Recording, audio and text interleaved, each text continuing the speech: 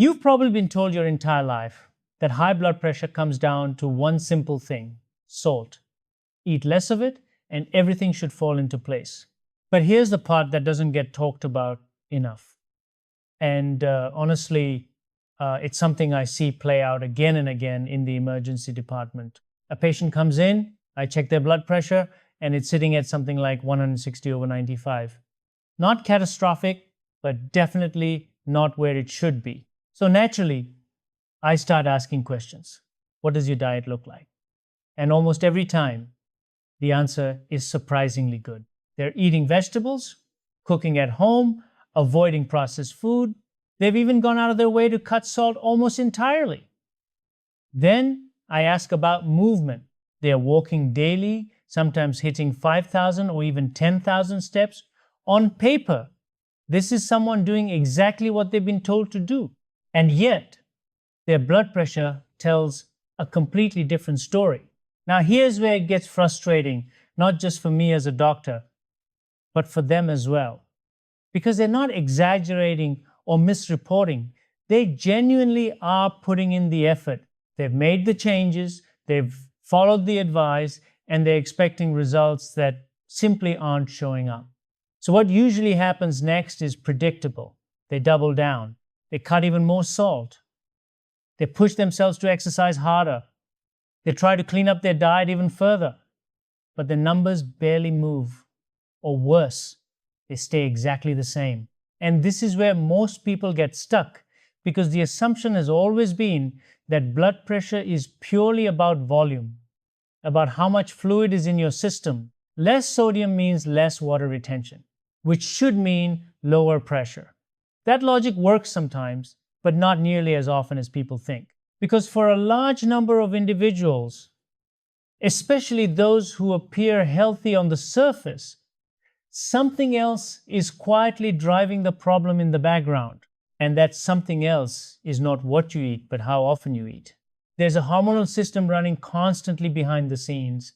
And if it never gets a chance to switch off, it can override all the good habits you've built.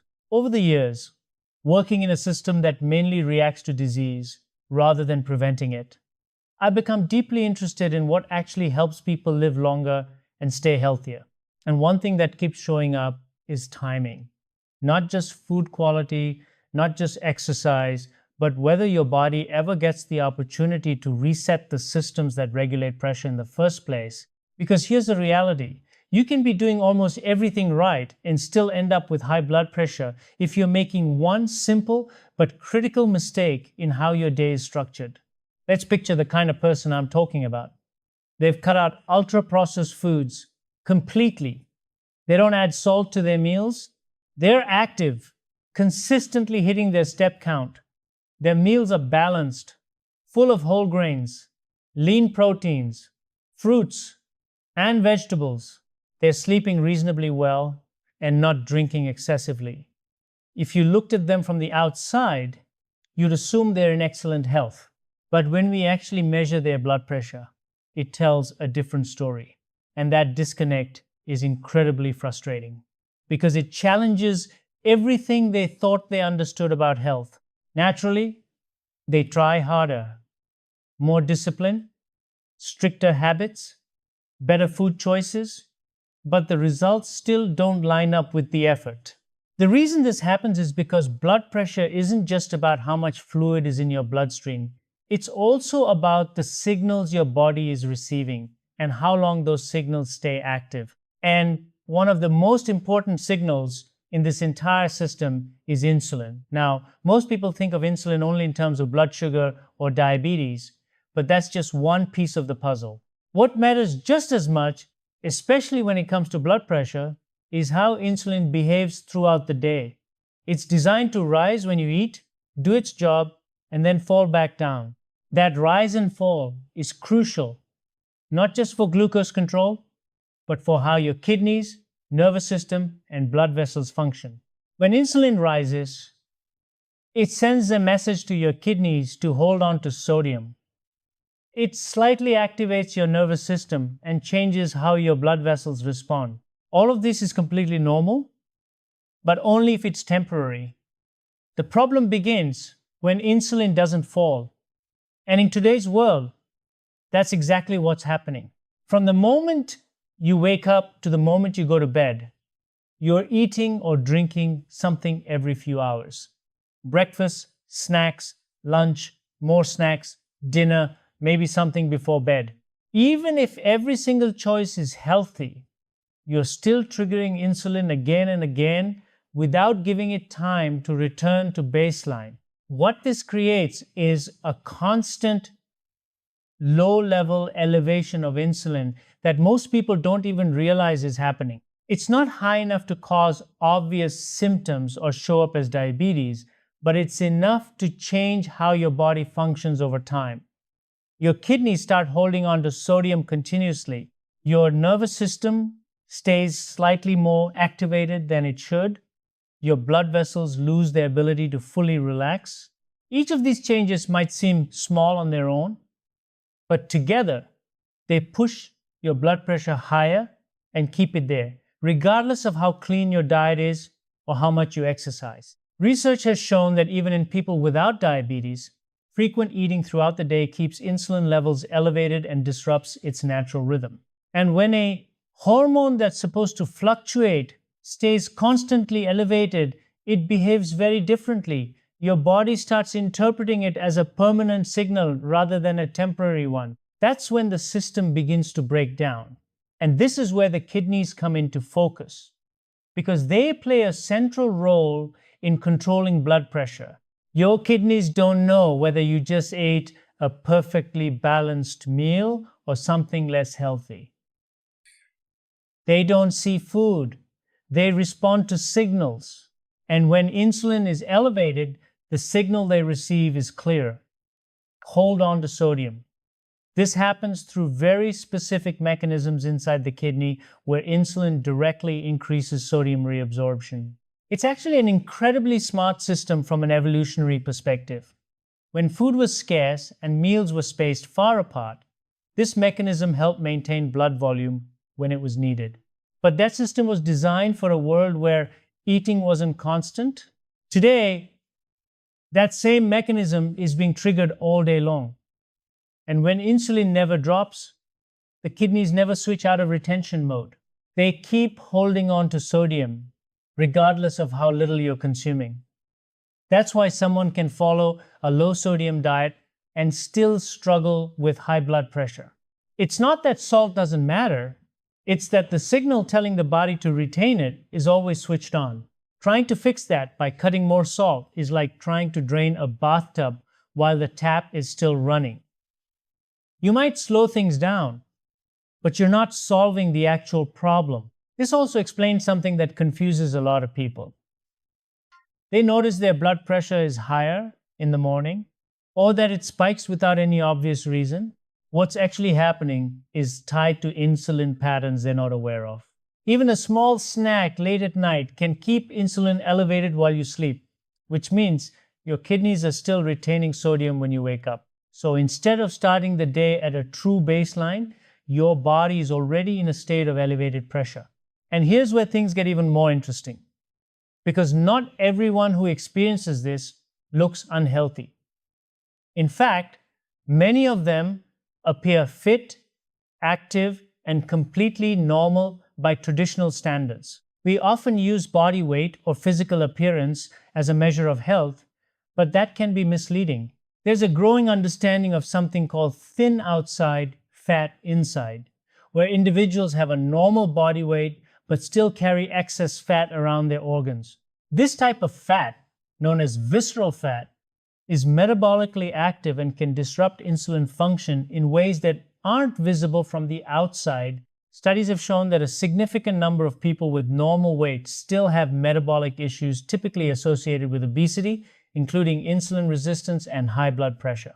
This internal imbalance can drive insulin levels higher throughout the day, even if everything looks fine on the surface. And when insulin stays elevated, all the downstream effects follow: sodium retention, increased nervous system activity, reduced vascular flexibility, and ultimately, higher blood pressure that seems to come out of nowhere. This is especially common in certain situations.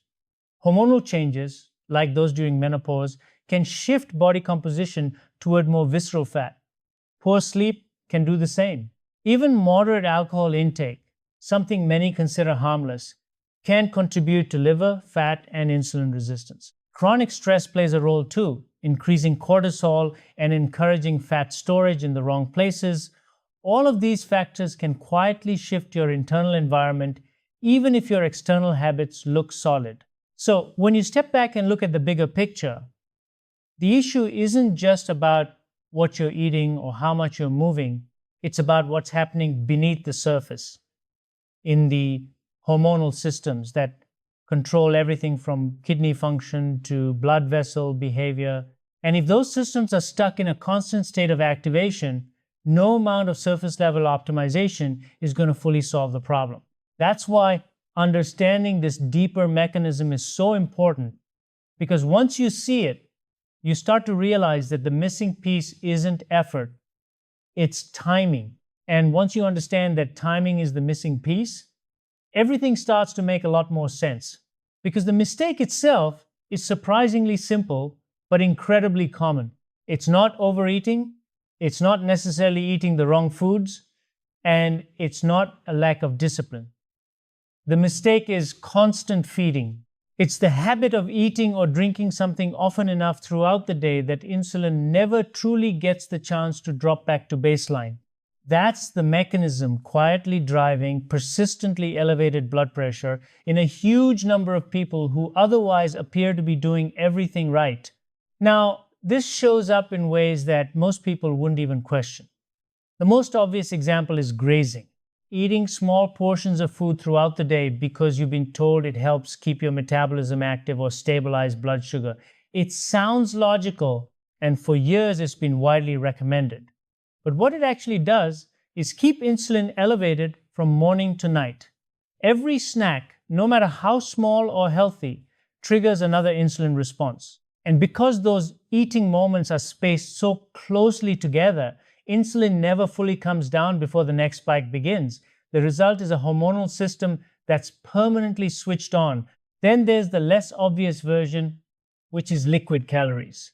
This is where a lot of health-conscious people unknowingly run into trouble. A smoothie in the morning, a protein shake after a workout, maybe some juice with lunch, and a couple of drinks in the evening. Individually, none of these seem harmful. In fact, many of them are marketed as healthy choices, but from a hormonal perspective, they all stimulate insulin, and because liquids are absorbed faster than solid foods, they often cause sharper spikes and keep insulin elevated for longer than people expect. So even though you might feel like you're making smart choices, you're still extending the period where your body is stuck in that fed insulin active state. Healthy snacks fall into the same category. Almonds, fruit, rice cakes, nut butter, all of these are nutritious foods. There's nothing inherently wrong with them. But when they're eaten between meals, they extend the insulin window even further. And what that means is your body never transitions into the fasted state, the state where some of the most important metabolic processes happen. This is when insulin drops, when your kidneys are finally told to release sodium, when your nervous system calms down, and when your blood vessels get the chance to relax. If you're constantly interrupting that state with snacks, even healthy ones, you're preventing those resets from ever taking place. Late night eating is one of the biggest culprits, and it's often overlooked. Even a small snack before bed can keep insulin elevated for hours while you sleep, and that has a ripple effect across multiple systems. Your kidneys continue holding on to sodium overnight, your nervous system doesn't fully settle into its lowest activity state, your blood vessels don't get the recovery time they need. Over time, this shifts your baseline. Instead of waking up in a rested, balanced state, you wake up already starting from an elevated level of pressure. And for many people, this shows up as consistently higher readings in the morning without any clear explanation. If you zoom out, the common thread across all of these habits is frequency. It's not about eating too much, and it's not always about eating poorly. It's about never giving your body a long enough break from insulin. And because insulin isn't something you can feel directly, unlike hunger or fullness, most people don't even realize this pattern exists. They believe they're doing the right thing by eating regularly, by avoiding long gaps, by choosing nutritious options. But in reality, they're keeping the very system that controls blood pressure in a constant state of activation. What makes this even more challenging is the environment we live in today. Everything around us is designed to make constant eating feel normal. Food is available everywhere at all times. You can order it instantly, grab it from any store, or carry it with you wherever you go. Snacks are not just accessible, they're encouraged. They're marketed as fuel, as convenience, as a necessary part of a busy lifestyle. Even the healthy options are packaged and promoted in a way that reinforces the idea that you should be eating every few hours. And over time, this becomes the default behavior. But the human body wasn't designed for this kind of constant input. It evolved in an environment where meals were spaced out, where there were natural gaps between eating, and where going a few hours without food was completely normal. Those gaps weren't harmful, they were essential. They allowed hormonal systems to reset, to switch between fed and fasted states in a way that maintained balance. What we've done in the modern world is remove those gaps almost entirely, and without them, the system starts to drift out of alignment. So naturally, the next question becomes, what do you actually do about it? And this is where it's important to be clear. This isn't about extreme dieting. It's not about cutting out entire food groups or following rigid, unsustainable plans. It's not about fasting for days or adopting a one-size-fits-all approach. The solution is much simpler and much more practical. It's about creating space in your day where insulin can genuinely fall back to baseline, real breaks, not just shorter gaps, but meaningful periods where your body is no longer receiving signals to stay in that fed state. One of the most effective ways to do this is by narrowing your eating window. If you're currently eating from early morning until late at night, that might mean gradually shortening that window. Maybe you skip the mid-morning snack, delay your first meal slightly, or stop eating earlier in the evening. The exact structure isn't as important as the principle. What matters is creating a continuous stretch of time, ideally somewhere between 8 to 12 hours, where you're not consuming anything that triggers insulin. During that time, your body shifts gears. Insulin drops, your kidneys begin releasing sodium, your blood volume adjusts, and your blood pressure naturally starts to come down. Research has shown that even without changing what people eat, simply limiting food intake to a smaller window can lead to measurable improvements in blood pressure, cholesterol, and glucose control. And the reason is straightforward. When insulin finally gets the chance to fall, all the systems that depend on that signal start functioning the way they're supposed to. Your nervous system relaxes, your blood vessels regain flexibility, and your overall metabolic environment improves without needing to micromanage every detail of your diet. Exercise also plays an important role here, but not just in the way most people think. It's not only about burning calories or improving fitness. One of the biggest benefits of exercise is how it improves insulin sensitivity. After you move your body, especially with resistance training or moderate to intense cardio, your muscles become more efficient at using insulin. That means your body doesn't need to produce as much of it to handle the same amount of glucose. And that reduction in insulin has a direct impact on blood pressure because it reduces sodium retention and lowers overall hormonal activation. Timing your meals around periods of higher insulin sensitivity can amplify this effect. When you eat after exercise, your body handles that food more efficiently, leading to a shorter duration of elevated insulin. That, in turn, helps maintain longer periods where insulin stays low for the rest of the day. Over time, these small